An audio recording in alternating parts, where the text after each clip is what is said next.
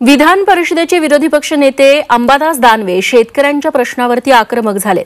बँका शेतकऱ्यांना पीक कर्ज देत नाहीत, खास करून राष्ट्रीयकृत बँका शेतकऱ्यांना दारावर उभं करत नाहीत असा आरोप दानवेंनी केला। या दरम्यान संभाजीनगरातील महाराष्ट्र ग्रामीण बँक मॅनेजरला घेराव घालून दानवेंनी अधिकाऱ्यांना जाब विचारला।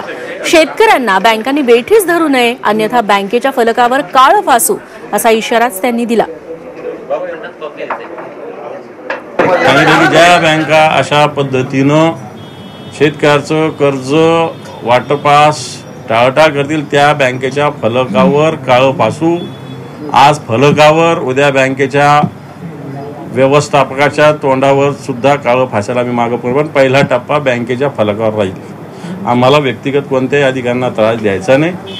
आमचा उद्देश शेतकऱ्यांना कर्ज मिळालं पाहिजे हा आमचा उद्देश आहे। जर बँका टाळाटाळ करत असेल तर शिवसेना मला असं वाटतं कायदा हातात घ्यायला मागे पुढे पाहणार नाही।